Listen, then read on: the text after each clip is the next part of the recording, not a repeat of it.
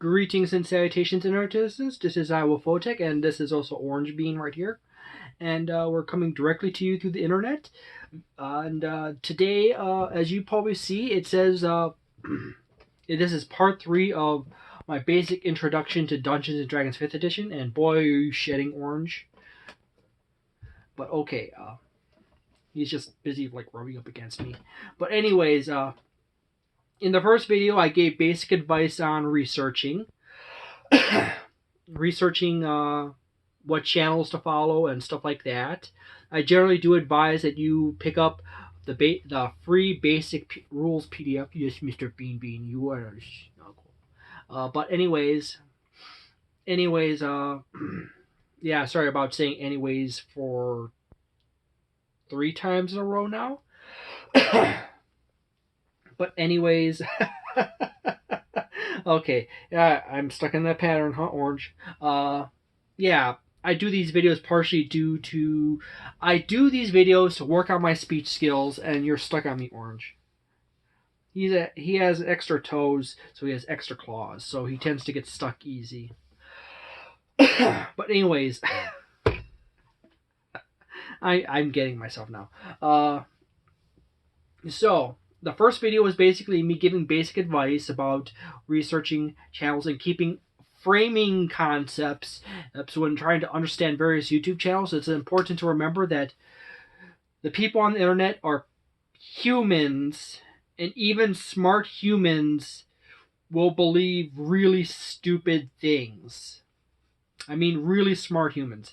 And you have really dumb people who are really intelligent about certain things. So it's really difficult to just eliminate everyone, that there's no reason in paying attention to these people or conversating with them because they're too dumb. No, there's some good in conversating with dumb people. And then there's some smart people who are too dumb about some things to know that their smartness does not apply to their dumb things. So it's very important to keep that in mind at all times. So that was the first video, and then the end of the first video was basically me going through the classes and basically stating primary, secondary, tertiary / dump stat at ratings and general thoughts on overall difficulty of the base to subclass relationship. All classes can be quite easy to play, and all classes can be quite hard to play. There's just a matter of what thing hangs you up the most about classes and playing. And that continues through from the back end of the first video all the way through. Mr. Beans is now wanting a treat now. But anyways, that basically covers the back end of the first video through the second video. Now this third video is just basically me just reminding you what the first and second video are covering, basically, with a short reiteration, and then going into the basic concepts that go into 5th edition Dungeons and Dragons. Now, as for most tabletop RPGs, it is important there's a few common rules in most tabletop RPGs. And one of the most common, there's 2 super rules, or 2 ultimate rules in tabletop RPGs. And these are generally almost always true for all tabletop RPGs, except for some tabletop RPGs have a limitation or a modification to these rules. But generally, the first and foremost is the person who is sitting opposed to the player's table is not necessarily against the players, by the way, but they're just the organizer that manages the world. And they come by many different names like Dungeon Masters, Game Masters, Keepers, Chroniclers, and so forth. But in all else, most games will have the general rule that at any point, if a rule doesn't work in said game, that person has the ability to modify the game mechanics to make it work for that game and that world. They may remove things from existence. They may add things to the universe or world. There may be a world where there's literally no such thing as elves of any kind. Or there's no such thing as wizards. Or a spellcasting mechanic works slightly different. So the general rule into that is always try to respect the dungeon master, game master, keeper, or whatever, as far as that is concerned. And then the other highly important rule, it's actually brought up in this wonderful book right here, is this wonderful rule called specifics beats general. So at any point in a conversation, an internet or game like system, if you are trying to figure out what rule pertains to a particular thing, generally the rule that is more specific to the character, class, or moment overrides the general rule. One good example is short rests. A short rest in Dungeons & Dragons 5th edition is 1 hour. Now, in various variant rules and homebrew rules, this can be changed. However, various classes and races have modifications to this rule based on inherent traits that race or class has, or an item or spell renders to that. So, in the case of the elves and Warforged, they have modified long rest conditions and short rest conditions. And then there's also the case with some spells or class features that will change a long rest or a short rest to a shorter time frame, or define a component of said rest period in a specific fashion. Okay? One good example of this is some of the people, there's people out there on the internet that's going to freak out at me at this very moment I'm going to say this. When it comes to monks, monks regain all their ki by meditating for 30 minutes. 30 minutes within a rest period, or short, long, boom. But anyways, it is a specific rule that it stipulates that all it takes for them to recover their ki to 100% is 30 minutes of meditation. Now, to say that all it takes for a monk to do is to sit down, meditate for 30 minutes, and then boom, he recovers all his ki, is not a homebrew additive that's added in. It is a specific subcomponent of the act of a short rest or a long rest in which a monk regains their ki points. So it is possible, and it's quite easy because it has been confirmed through various race mechanics and spells and stuff like that anything that subdivides and the specific beats the general rule in the book is that if a monk, the party goes to a short rest, the monk basically sits down and starts meditating to recover his ki. About 30 minutes, he recovers all his ki points. About 15 minutes after that, 45 minutes of the short rest, some creature breaks into the camp and starts attacking. The monk has recovered all his ki points because he's had his 30 minutes to meditate to regain them all. Important detail. So, there's that fun little bit.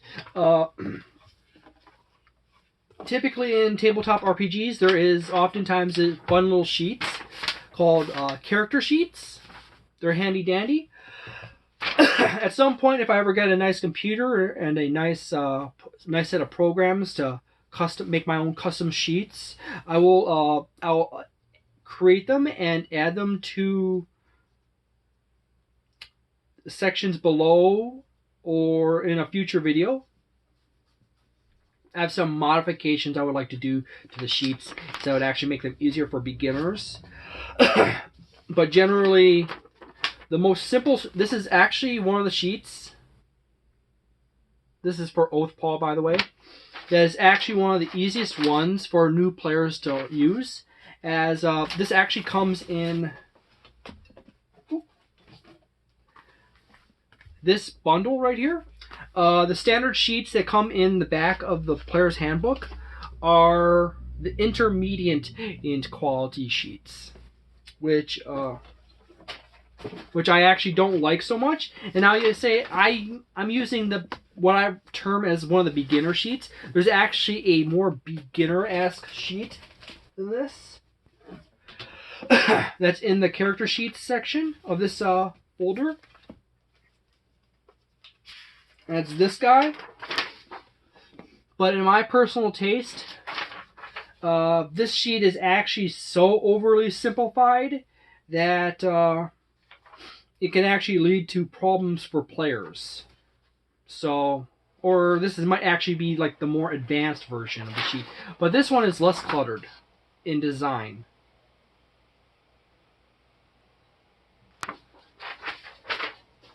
Not my cup of tea as far as the sheet is concerned. If I ever make custom beginner sheets, it's for Dungeons & Dragons 5th edition, Pathfinder 2nd edition, 1st edition Pathfinder, Dungeons & Dragons 3.5 4th edition, or any other tabletop RPG game.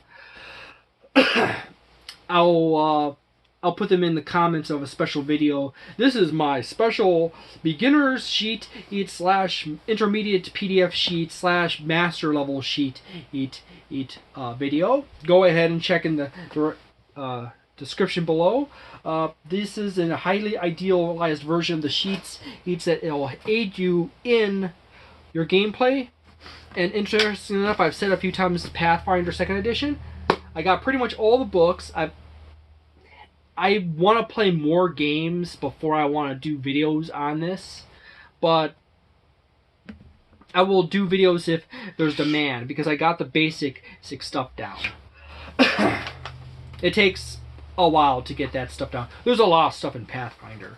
But anyways,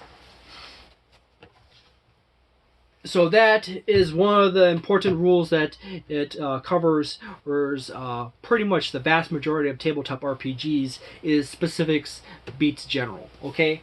And the more specific something is, the more powerful it becomes as a rule. However, it's, remember the first rule, or oftentimes rule 0, in pretty much most books. The DM, GM, or keeper, or whatever, the person who runs the game for the players, has the power to modify the rules of the world to fit the logic of the world in itself. May add or subtract things, okay? So that is very important to remember. Now, you have done all your research, and I've gone over all the basic stuff in the classes. And now we've mentioned sheets. And incidentally, this thing is crazy to a new player. It is crazy to look at.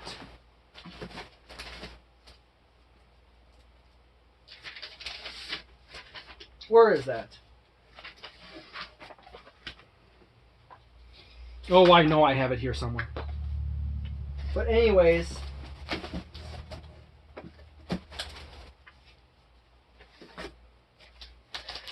there's stuff in tabletop RPGs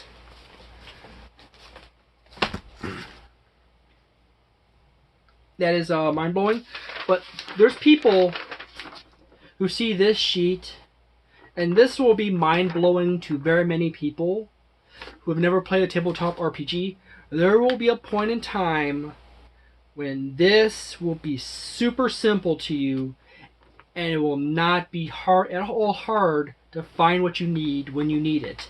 It's just one of those things that it grows on you, and you get to understand it as you play.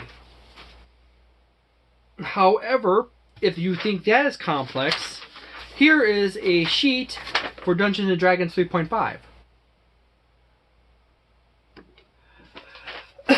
This is actually for an old character I had like from one of my last 3.5 games. But anyways, there is a lot of skills and abilities that a character has to learn, not learn, but have, that are right there. And then you have, say, like Pathfinder. I'm not going to get up to actually go get a character sheet. I'm just going to literally find the character sheet in the Pathfinder book. That, to some people, is exceedingly complex and overly done. And I do have a mild case of dyslexia, but that is not terribly difficult to work out. It's just really, there's just a lot of stuff, and it could actually be simplified down to a point where it's not ridiculous. And I just brought it up, and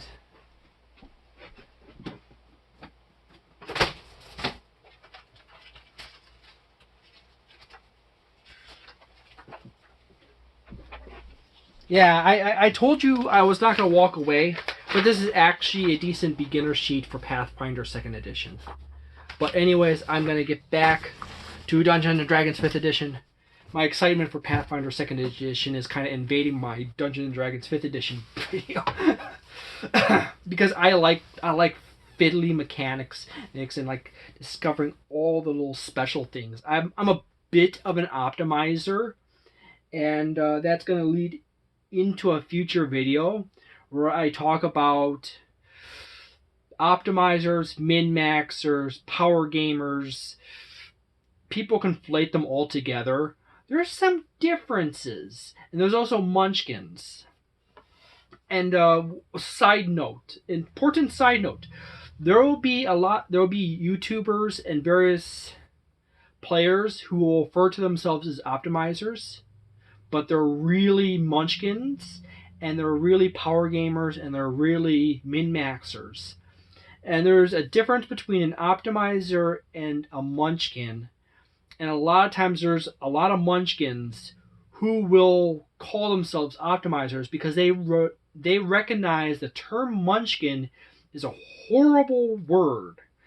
And to play with people who are munchkins or obsessive obsessive power gamers, there's good power gamers, there's good min-maxers, there's good optimizers, there's good power gamers. Power gamers getting into the dangerous area, but there's pretty much no such thing as a good munchkin, okay? The universal catch, how to spot a munchkin, or a bad optimizer / power gamer or something, besides the fine detail stuff, and I'll bring this up in the future and I'll pull all the stuff apart in the future video, is that the thing that you need to watch out for is when a player, now this is not the finite stuff, this is the big flag, this is the big red flag that sticks right on the ground, opens up and screams, "Oh my fucking god, this person's actually not a good player," is when the said player or DM or GM or whatever, as a being turned out to be an optimizer or a min-maxer, they heavily discourage different classes or races or stuff like that because they think they're trash or something like that or anything like that. They also, if they discourage tactics because they're silly and non-optimal, that is like one of those big red flags. It sticks right on the ground. This is a toxic person. This is like a person that, they might be a decent GM or DM, but they're a terrible player, or they might be a slightly painful player, but they're a nightmarish GM or DM. This is that magical stick point. And there's a few YouTubers on YouTube who will have like a video where they basically hate on a single class and basically try to explain how terrible that class is or subclass or everything about it is terrible. And yes, that is the magical flag that is basically like you probably should take everything they say in the future with salt, and you might not want to be watching them anymore. There is no truly bad class or subclass in Dungeons and Dragons 5th edition.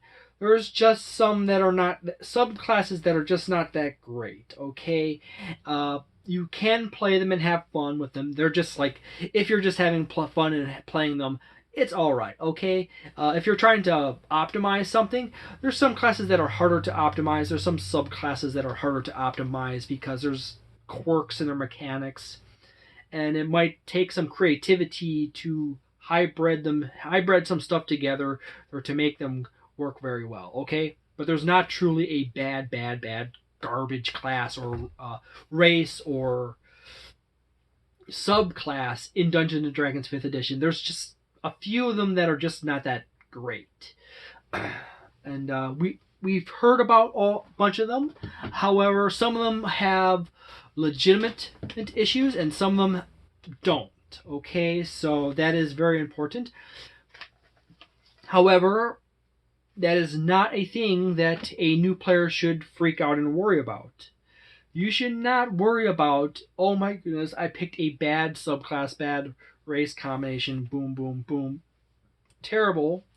Through a luck of either rolling, very good for your stats, you could improve that at class or race, or if you happen to have a particular special sense of creativity for the moment, or particularly good role playing, or you come up with a interesting combination of skills and abilities that you can combine together, you could make what is considered weak classes and subclasses or races in Dungeons and Dragons 5th edition to be quite good. And then there's also a very good video by Seth Shorkowsky. He's another YouTuber here on YouTube. He's another YouTuber on YouTube. He's another YouTuber who happens. He writes novels. He actually is a really good GM. The catch is he's a smaller channel. However, his content is amazing and it's exceedingly well thought out. And I probably should actually include a link to his channel in the description of this video, or in the comment below in this video where I'll pin it. Okay, to his channel, and that's a channel you definitely probably should go watch. And he talks about epic characters, and he reminds people that in tabletop RPGs, you could literally pick the worst race, the worst class, what's considered to be the worst class, subclass combination in a tabletop RPG, and through a combination of your own personal creativity and combination of circumstances that occurs within the game, you could make that character a legend in that game world, and everyone will be talking positively and lovingly of your character for decades, and it could be literally one of the weakest character classes and races or a combination of stats or whatever in the game, but through some mixture of role play and creativity and a composition of you just managing to match up your strong stats and your weak stats in such a fashion that you have an interesting dance of characteristics in your character as they meet situations and they struggle into them, and they find their strengths and they push through with their strengths. You get some beautiful stuff there, okay? And he has some really good stories and examples going into that. Now,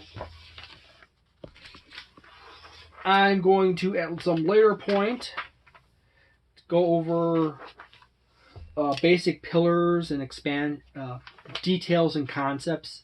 But generally, as far as Dungeons and Dragons is concerned, there is this is next little section I'm going to call defining your stats. Does not necessarily define your character. However, defining your stats is create a spectrum of potential for your character to operate through. That sounds rather weirdly complex of a statement from me. However, I do read quite a bit of psychology, philosophy, physics, shit like that. So, that's kind of my thing. But anyways, your stats, you can have super high stats. You can roll terribly and do terribly. You can have really low stats. You can roll lucky, you can go high, and you can amaze yourself. Roll right through. However, the probability of you doing super well does improve as you increase your stats. There's 3 very common methods for rolling, not rolling, but acquiring your stats in Dungeons & Dragons 5th edition. There's actually 2 main ways for Pathfinder 2nd edition, but I will cover those when I get to Pathfinder. But anyways, I decided I just want to do this kind of voice. Yes, indeed. If I had a mustache, I'd be twirling it right now. But anyways, there's the classic roll method. I do say it is a very good method, and it is just something that so many people use around the world in Dungeons & Dragons and very many other tabletop games. In fact, even in tabletop games that do not use a roll method, many DMs and GMs and other people GMs and keepers and so on and so forth, will try to homebrew one in. Because the whole thing of chance is quite indeed fascinating and creates a beautiful range of potential. Some tabletop role-playing games, such as the Mutant Epoch, which is an amazing tabletop RPG I wish I could play more of, is almost entirely built around rolling up your character by rolling your dice. Indeed. It is a beautiful game with D100 lists for miles. You can define how many appendages you could have in that game, and whether you're all kinds of things mixed together. But anyways, I don't know how I just went with that voice. But anyways, there's the roll method, and it's typically in Dungeons & Dragons 5th edition. The standard roll method is roll 4 D6s, which is this in sign language, and I forgot what D. I think what one's D? I need to go get my Joy of Sign Language book. But anyways, yeah, I spent several hours to read like my Joy of Sign Language book, and then I start sign languaging my entire videos. But anyways, if I speak clearly enough, YouTube's auto-generated caption feature will eventually figure out how to translate me into English. It will be amazing when it does it. But anyways, the standard method is the roll for your stats method, and that's your 4d6s. You drop the lowest, and you arrange them however you feel. There's quite a few variations of this method. In fact, the original variant in the original Dungeons & Dragons, the 0 edition, or the 0 edition, the very, very, very original Dungeons & Dragons, which I have a video on my channel of me just pulling it out and showing people some of it. At some point, I'll actually go through that game system more exactingly.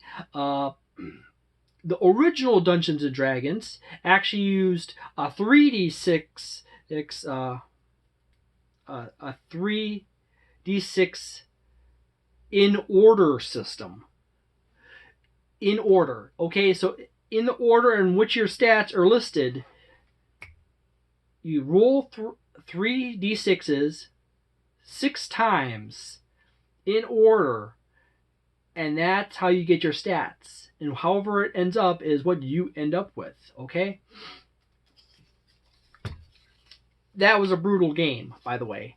Incidentally, that game was developed by Gary Gygax and Dave Anderson, which Gary Gygax is originally from the everyone probably knows in Dungeons & Dragons lore is Dungeons & Dragons was basically founded in Lake Geneva, Wisconsin, which is actually technically, I double checked last time I said the distance is from me. It is basically less than a 45-minute drive from where I'm living currently. So at some point, if I ever get to 1,000 subscribers on my channel, or maybe 10,000 subscribers, depending on who I can get together at what point in time, I might actually do a gameplay stream, because I need to have over 1,000 subscribers to do streams on the channel. I might do a stream of the original Dungeons and Dragons for the channel. My nose is now running here. So that's one of those fun things. I have the complete original Dungeons and Dragons and stuff, except for like some of the TSR. Oh my goodness, I forgot the name of it. Why am I forgetting? No, that's not important right now. It's a magazine. It's a magazine/newsletter that TSR released originally early on when they were just starting up that game system and had a few other game systems they were selling. But anyways, there's the rule method. Then there is also another method called the point buy method. And I better double check. Yeah, I don't know why I need to double check. Yes, brain fart. I had a brain fart because I kind of like started thinking about other things. But then there's the point buy method, which is another exceedingly popular method for min-maxers and optimizers and stuff like that, where you have a lot of points and all your stats start at level 8, and then you decide whether to add the points from your little pool to your stat to bring it up to a certain level. And after a certain point, instead of using 1 point or 2 points, it increases. Okay, I forget like off the top of my head why I don't use the point buy method often. I usually roll for stats. Vast majority of people use roll for stats. Now the standard array is exceedingly common, and that's a 15, 14, 13, 12, 10, and 8. That is actually okay. Rolling for stats is the most common way in which people define the stats of work out the stats for their character. Point buy is very popular with optimizers and min-maxers, and standard array is very common for new time players.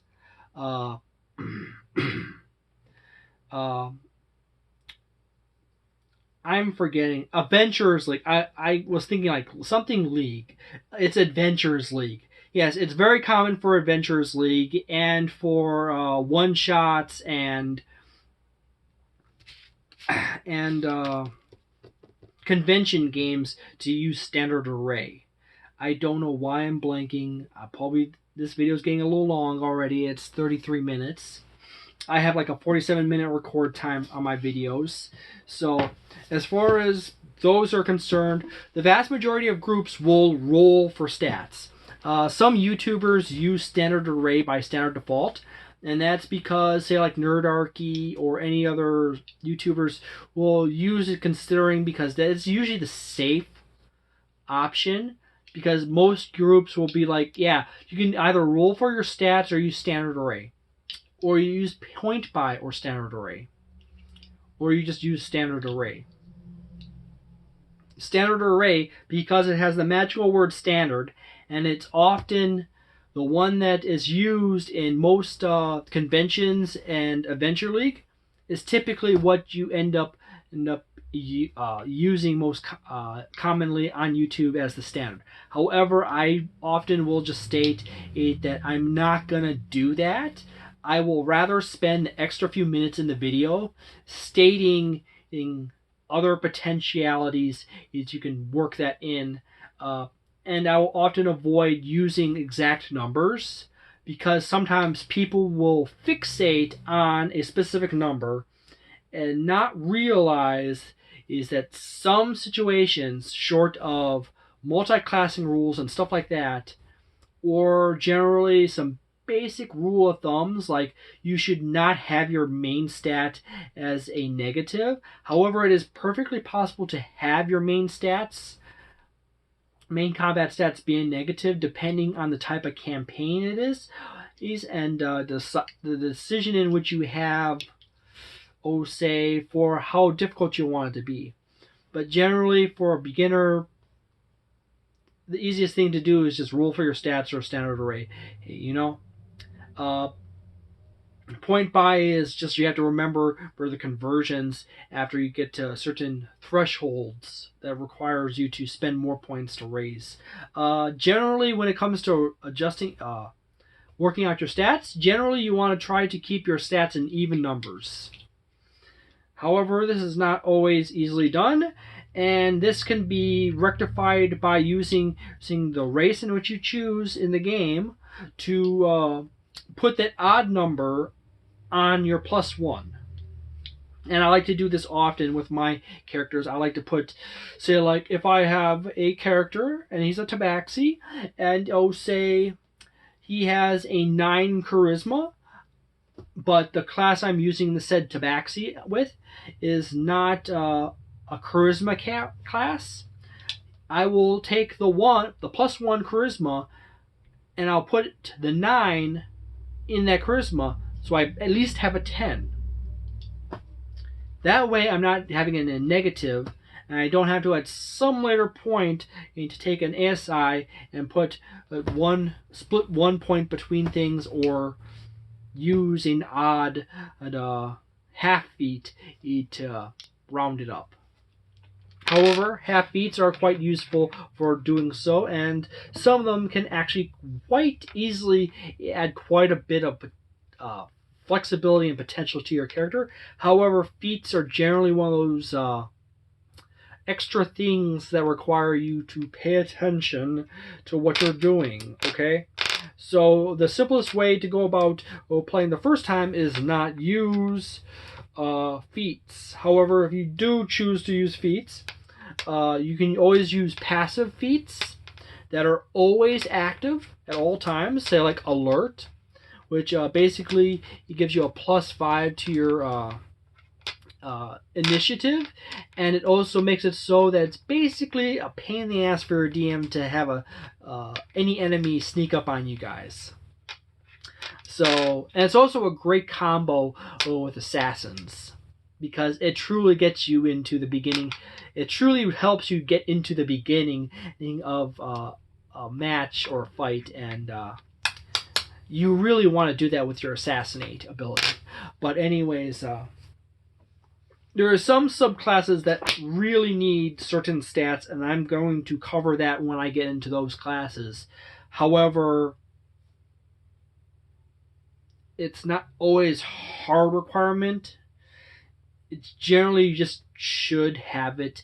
Okay, barbarians are generally going to be a strength class. You can focus more on your dex and constitution, but generally you want to have a decent stat for your strength. So now we've kind of ran over that concept, and now we've thought about quite a bit more about rolling our stats and different things to keep an eye out for when you are researching on YouTube or any other platform. Generally, you kind of just want to avoid people who are super negative about subclasses and classes.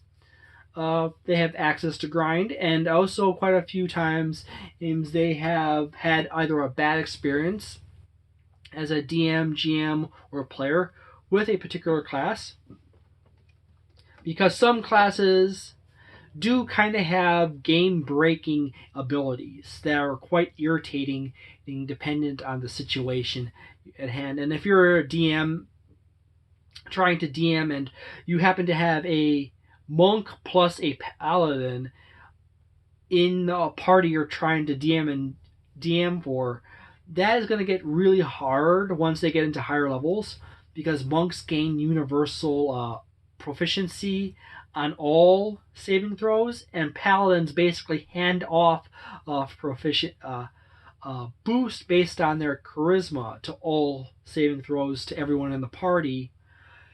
So that's going to get quite difficult for the poor DM. However, the DM is nearly godlike in power, and at any point they could try to kill you, which is a little reminder that at any point, if a DM or a GM decided they wanted to destroy the party, they actually do possess the power to do so effortlessly. It is generally not a good idea to promote the DM versus player dynamic, because truly that burns groups down. Okay, so don't do that. Seriously. As for everything else, it's basically just generally group philosophy and so forth.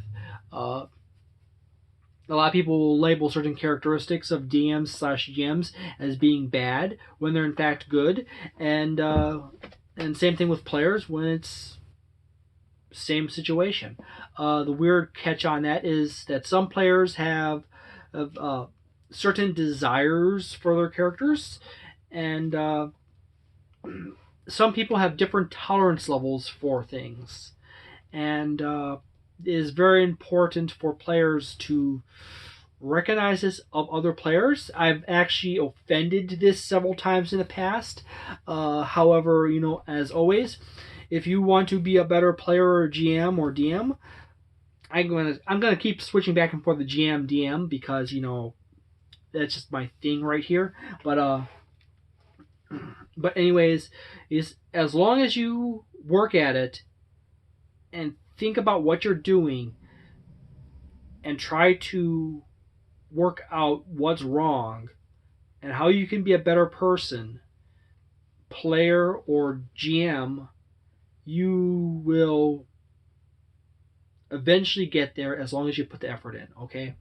And as a reminder, side note, GM stands for Game Master and DM stands for Dungeon Master. They are the same thing, but GM is a general term that I do believe was first coined for sword and sorcery, which was basically Dungeons and Dragons' first true competitor back in the late 1970s, late early 1980s. The story of that gaming system is quite interesting, and could be brought up in the future. You could probably look it up, Sword and Sorcery, the original game story or something like that, and it will come up.